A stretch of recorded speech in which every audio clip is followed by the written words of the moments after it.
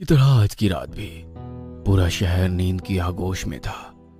चारों तरफ शांति ऐसी थी मानो शहर नहीं कब्रिस्तान हो। लेकिन वो कहते हैं ना, आशिक आधी रात में भी दिया जलाने का दम रखते हैं।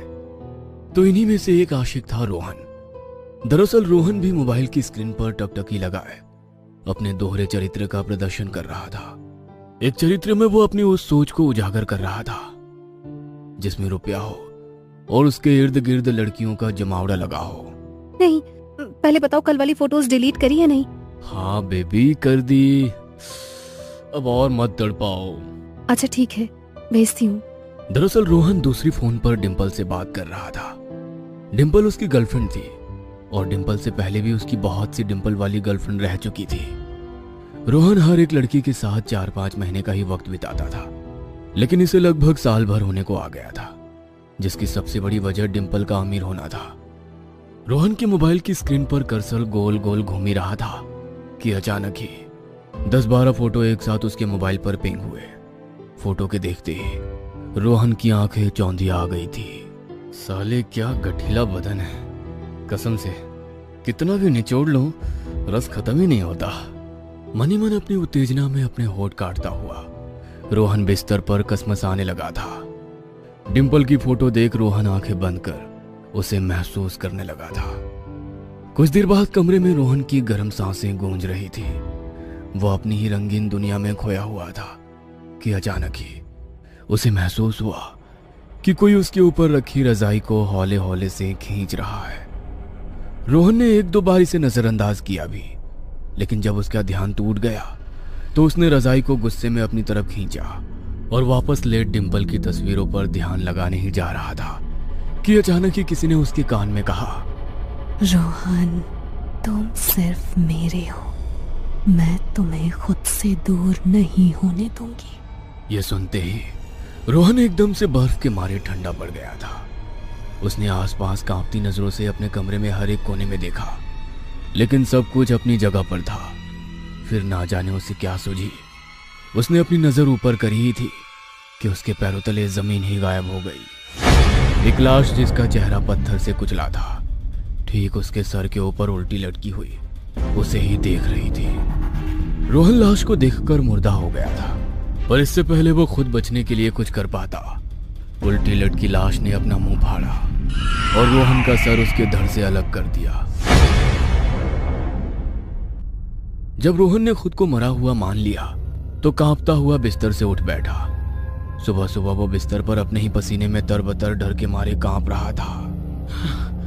कितना बुरा सपना था साला। जब डिंपल से कुछ ऐसी वैसी बात करता हूं, पता नहीं ये भयानक सपने क्यों आते हैं। खुद से कहते हुए बाथरूम की ओर चल दिया था और पूरे टाइम बस रात के बारे में ही सोच रहा था। कुछ देर बाद जब वो कॉलेज पहुंचा तो डिंपल कॉलेज के बाहर अपनी गाड़ी लिए उसका इंतजार कर रही थी।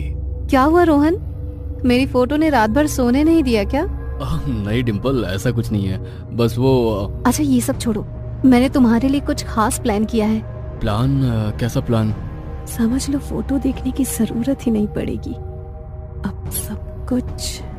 डिंपल रोहन से कहते हुए उसकी छाती पर अदाओं से उंगलियां फिरा रही थी।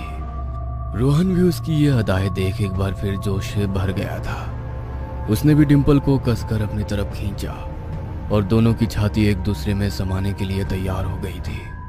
रोहन के लब डिंपल के लबों को छूने जा ही रहे थे कि अचानक एक बार फिर उसे लगा जैसे वो लाश को चूमने जा रहा था। वही लाश जो उसने कल रात सपने में देखी थी। लाश समझकर डिंपल को खुद से एक झटके से दूर कर दिया था और डर कर पीछे हट गया। रोहन, ये क्या हो गया है तुमको? ये पागलों की तरह क्यों बर्ताव कर रहे हो? कुछ नहीं डिंपल, मुझे माफ कर दो। पता नहीं जैसे ही मैं तुम्हारे करीब आने की कोशिश करता हूँ मुझे कुछ और दिखने लगता है। एक लाश, एक पत्थर से कुचली हुई लाश, शायद वो किसी लड़की की है। डिंपल रोहन का कहा एक एक शब्द सुन रही थी और जब रोहन की बात खत्म हो गई तो पेट पकड़कर जोर जोर से हंसने लगी।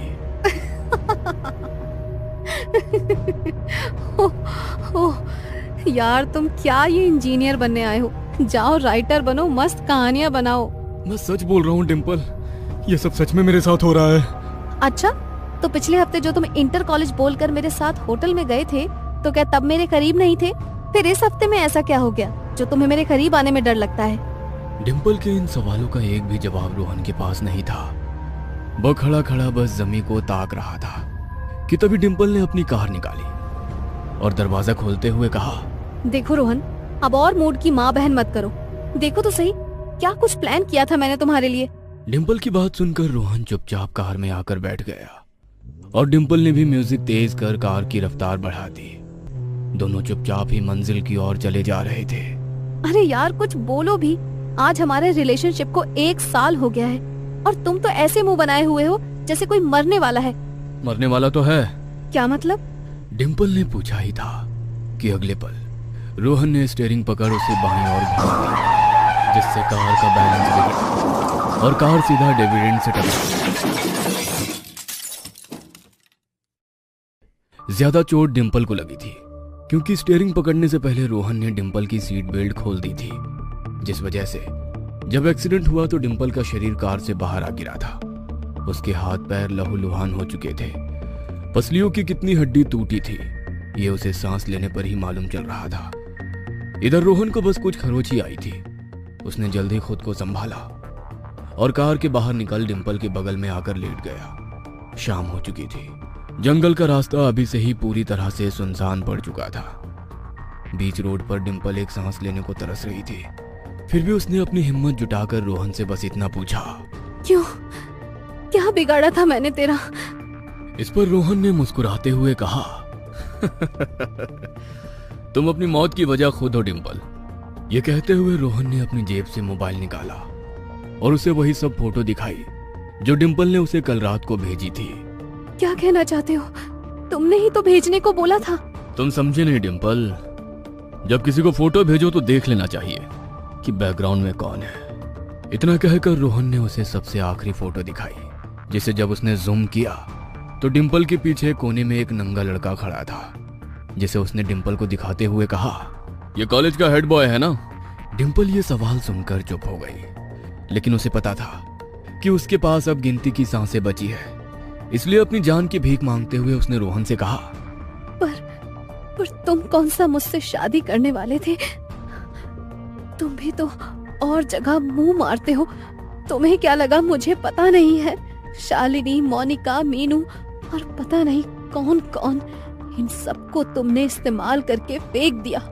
फिर मेरे साथ ही इतना बुरा क्यों?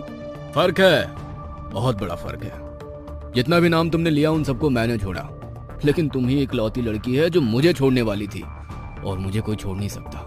कोई नहीं, छोड़ना है तो दुनिया छोड़ो, मुझे नहीं। रोहन डिम्पल को सारी बातें बता के रोड के किनारे किसी बड़े पत्थर को ढूंढने लगा था, जो कि कुछ ही पल बाद उसे मिल भी गया था। रोहन अब हाथ में पत्थर लिए डिम्पल के सामने खड़ा था।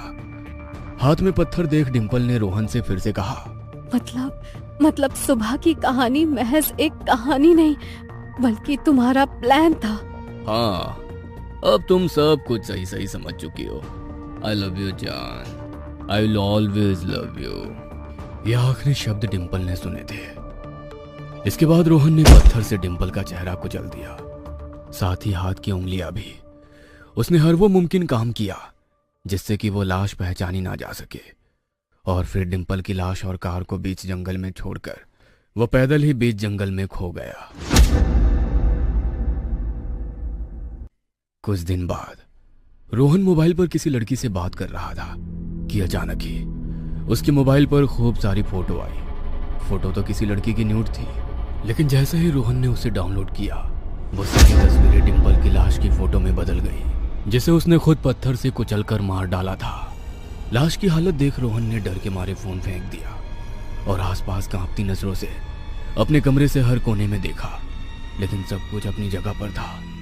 फिर ना जाने उसे क्या सूझी, उसने अपनी नजर ऊपर करी ही थी कि उसके पैरों तले से जमीन ही गायब हो गई। एक लाश जिसका चेहरा पत्थर से कुचला था, ठीक उसके सर के ऊपर लटकी हुई उसे ही देख रही थी। रोहन लाश को देखकर खुद मुर्दा हो गया था, पर इससे पहले खुद को बचाने के लिए कुछ कर पाता, उल्टी लटकी लाश ने अपना मुंह फाड़ा और रोहन का सर उसके धड़ से अलग कर दिया।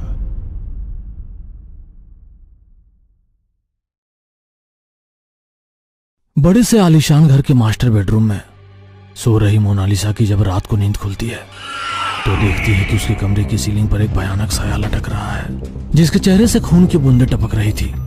वो धीरे धीरे मोनालिसा के करीब आने लगा। यह दृश्य देखकर मोनालिसा पूरी तरह पसीने से लथपथ हो गई। उसके पूरे चेहरे पर इतना पसीना था कि मानो अभी मुंह धोकर आई हो। सोहन शहर का जाना माना बिजनेसमैन था। उसकी कंपनी में कई सारे लोग काम करते थे। उन्हीं में से एक थी मोनालिसा, जो दिखने में बहुत ही खूबसूरत थी। उसकी नजर सोहन की दौलत पर थी। काम के बहाने उसने धीरे धीरे सोहन का दिल जीता और उससे शादी कर उसके घर आ गई। मोनालिसा, आज मैं बहुत खुश हूँ। मुझे यकीन नहीं हो रहा कि हम दोनों साथ में जीवन बिताने वाले हैं। यकीन तो मुझे भी नहीं हो रहा है मेरी किस्मत पर। कहीं ऐसा ना हो कि तुम मुझे धोखा दो। मोनालिसा, तुम धोखा देने के बारे में सोच भी कैसे सकती हो? मैंने तुम्हें दिलो जान से चाहा है और फिर आज रात हमारी सुहाग रात है और तुम धोखे के बारे में बात कर रही हो। आईपीएल देखो ही नहीं बल्कि अपने हमारी सुहाग रात तभी होगी जब तुम मेरी कुछ शर्तों को मानोगे। शर्त? कैसी शर्त? तुम अपनी पूरी जायदाद मेरे नाम कर दो।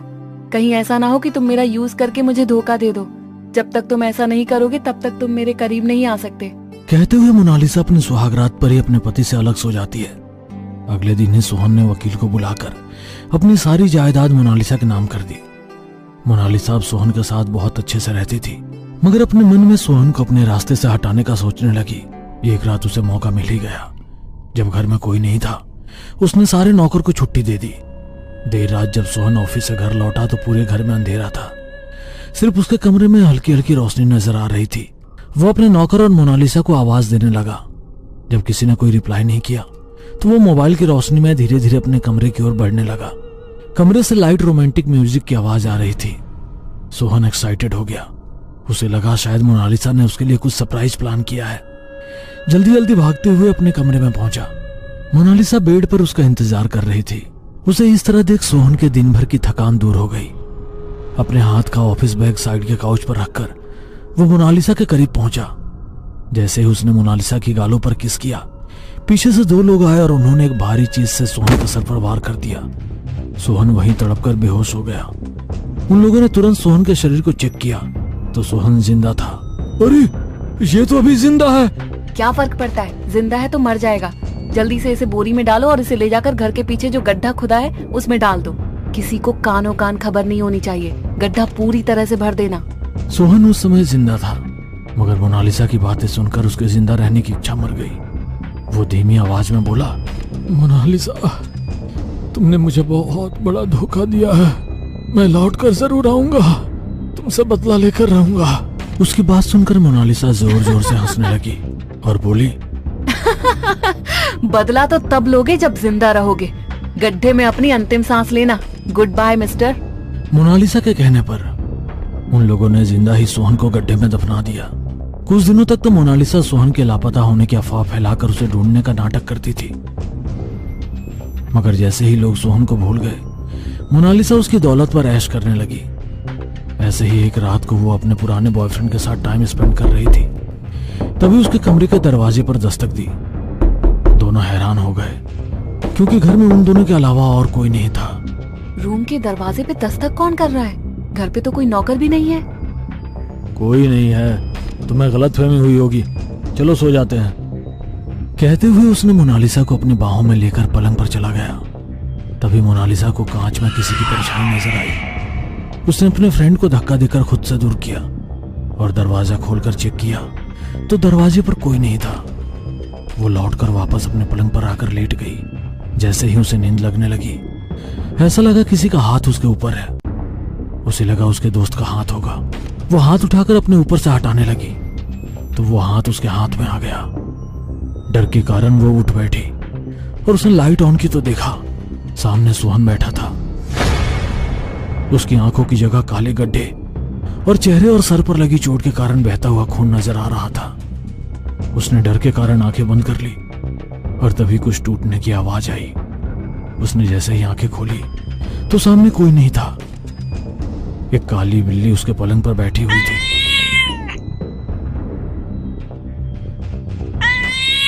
वो आंखें खोलकर चारों ओर सोहन को ढूंढ रही थी, मगर सोहन कहीं नहीं था। वो दोबारा पलंग पर लेट गई और जैसे ही उसकी नजर उसके कमरे की सीलिंग पर गई, वहां एक भयानक साया लटक रहा था। जिसके चेहरे से खून की बूंदें टपक रही थी। वो धीरे धीरे मोनालिसा के करीब आने लगा। ये दृश्य देखकर मोनालिसा पूरी तरह पसीने से लथपथ हो गई। उसके पूरे चेहरे पर इतना पसीना था कि मानो अभी मुंह धोकर आई हो। जैसे ही वो साया उसके बिल्कुल करीब आया, मोनालिसा ने उसे अपने हाथों से धक्का दे दिया। दूर गिरकर वह साया अदृश्य हो गया। सारी रात डर के कारण वो सो नहीं पाई। अगली सुबह उसने उन दो लोगों को बुलाकर दोबारा सोहन की कब्र खुदवाई। सोहन उसी कब्र में था। उसकी लाश को देखकर मोनालिसा को यकीन हो गया कि कल जो कुछ भी हुआ था वो सब कुछ बुरा ख्वाब था। कब्र से लौटकर मोनालिसा खुद को रिलैक्स करने के लिए बाथ टब में नहा रही थी। तभी बाथ टब का पानी पूरी तरह से लाल हो गया। डर के कारण वो उससे निकलने के लिए खड़ी हुई तो ऐसा लगा किसी ने उसके पैरों को पकड़ लिया हो और वह बाथ टब में खींचती चली गई। उसका चेहरा पानी के अंदर डूब गया था। उसे सांस लेने में तकलीफ होने लगी। वो मदद के लिए जोर जोर से चिल्ला रही थी। तभी अचानक उसे लगा कि वो पहले की तरह नॉर्मल ही है और बाथ टब का पानी भी सही है। वो रिलैक्स होकर गहरी सांस लेने लगी। तभी उसकी निगाह सामने वॉश बेसिन पे गई। यहाँ पे उसे सोहन नजर आ रहा था। अब उसे लगने लगा था कि जो कुछ भी उसके साथ हो रहा है वो सब कुछ सोहन की आत्मा ही कर रही है। सोहन, मुझे पता है तुम मुझसे बदला लेने के लिए आए हो, मगर प्लीज मुझे माफ कर दो। मैंने तुम्हारे साथ बहुत गलत किया। मैं तुमसे अपनी गलती की माफी मांग रही हूँ। मुझे माफ कर दो प्लीज। इस तरह मुझे परेशान मत करो। मोनालिसा की बातें सुनकर सोहन की आत्मा मुस्कुराते हुए वहां से चली गई। अब रात दिन मोनालिसा सोहन की आत्मा को अपने आसपास महसूस करती और डर के कारण उसका जीना मुहाल हो गया था। एक दिन ऑफिस में कुछ लोगों के साथ मीटिंग चल रही थी। वो कंप्यूटर स्क्रीन पर अपनी प्रेजेंटेशन लोगों के साथ शेयर करने लगी। तभी उसे उसी वक्त कंप्यूटर स्क्रीन पर सोहन का साया नजर आने लगा। गुस्से में आकर उसने पास में रखा फूलदान कंप्यूटर स्क्रीन पर दे मारा। कंप्यूटर स्क्रीन बुरी तरह से चकनाचूर हो गया। उसके पास बैठे लोग अचानक से हुई इस हरकत को देखकर उसे हैरानी से देख रहे थे। सबके सामने मोनालिसा शर्मिंदा हो गई और मीटिंग छोड़कर अपने घर आ गई। ऐसे ही कई बार उसे अपने आसपास सोहन के होने का एहसास होता और वो कुछ ऐसी हरकत कर बैठती कि लोग उसे पागल समझने लगे थे। ऐसे ही एक दिन लोग पीठ पीछे उसका मजाक उड़ा रहे थे, जो मोनालिसा ने सुन लिया था। तुम लोगों को क्या लगता है मैं पागल हो गई हूँ? मैं पागल नहीं हूँ, मैं सच कह रही हूँ। मुझे हर दूर हन नजर आता है। वो मुझे मार डालेगा। हिम्मत है किसी को तो बचा ले मुझे उससे। तुम सच में सोहन के जाने के बाद पागल हो गई हो? सोहन हम सबको छोड़कर कहीं दूर जा चुका है। उसका कोई पता ही नहीं है और तुम कहती हो कि वो तुम्हें नजर आ रहा है। सोहन कहीं नहीं गया है, यही है, देखो वो रहा सामने। कहते हुए वो सोहन के साए की तरफ इशारा करने लगी। सभी लोग उस ओर देखने लगे मगर उन्हें कोई नजर नहीं आया। अरे कोई नहीं है वहाँ, तुम्हारा वहम होगा। मेरा वहम नहीं है बल्कि हकीकत है। मैंने अपने इन्हीं हाथों से सोहन को मारा है और वो मुझसे बदला लेने वाला है। तुम्हें मुझ पर यकीन नहीं है ना? तो चलो मेरे साथ। कहते हुए मोनालिसा अपने दोस्त को अपने साथ सोहन की कब्र पर ले जाती है, जहाँ पर वो गड्ढा खोदकर उन लोगों को सोहन की लाश दिखाती है और अपना जुर्म कबूल करती है। तभी अचानक ही वहाँ का मौसम बदल जाता है। तेज हवाओं के साथ तेजी से बिजली कड़कने लगती है। अब सोहन का साया सभी को नजर आता है। यही तो मैं चाहता था कि तुम अपना जुर्म कबूल कर लो। तुमने अपना जुर्म कबूल कर लिया, अब तुम्हें सजा मैं दूंगा। कहते हुए वो मोनालिसा को घसीटते हुए उसी कब्र में डाल देता है। मिट्टी खुद ब खुद उस गड्ढे को भर देती है। मोनालिसा खुद को बचाने के लिए जोर जोर से चिल्लाती है मगर कोई भी उसे नहीं बचाता। उस दिन के बाद से सोहन की आत्मा किसी को भी नजर नहीं